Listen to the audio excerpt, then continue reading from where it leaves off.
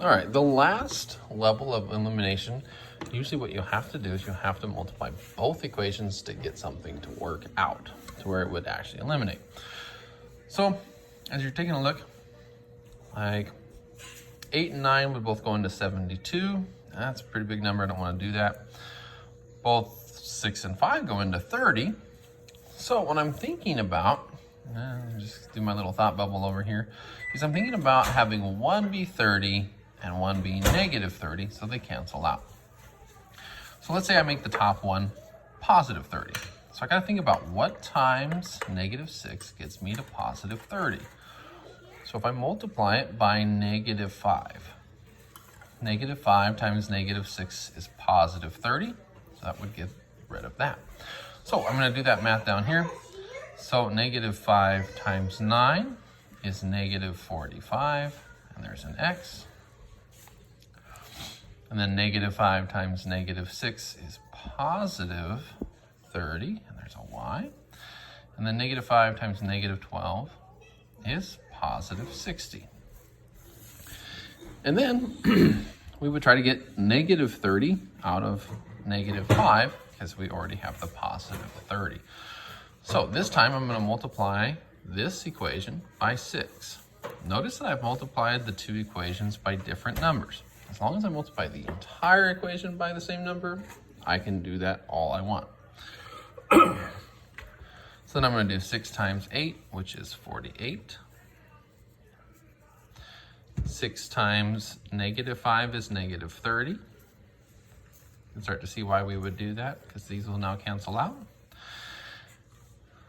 Equals, and then it's 6 times negative 8, which is negative 48. All right, just like every other level of elimination, we've got a big addition problem. So negative 45 plus 48 is gonna be 3x. The two y values cancel out, so nothing to do there because that would be 0. And then I've got 60 minus 48, which is 12. And I would divide both sides by 3. So x equals 4. Now, again, to find y, we would take x equals 4 and plug it into one of the two original equations. Doesn't matter which one you pick.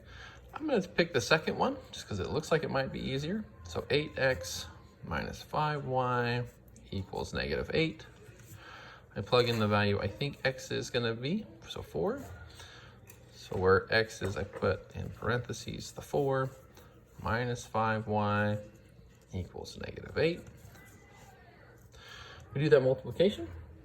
So 8 times 4 is 32. This would stay the same as negative 5y equals negative 8. I would move the 32 to the other side. It would become negative 32. All right, so we got negative 5y equals negative 8 minus 32 means you're getting more negative. So if you owe 8 and you owe 32 more, you now owe $40. And I would divide by what's in front of y as my last step here. So divide by negative 5. That makes what's in front of y become 1. So y is all by itself. Negative divided by negative is a positive. 40 divided by 5 is 8. So when we go to write out our answer in delta math, it would be 4, 8. And remember, you can check those by plugging in both x and y into both equations.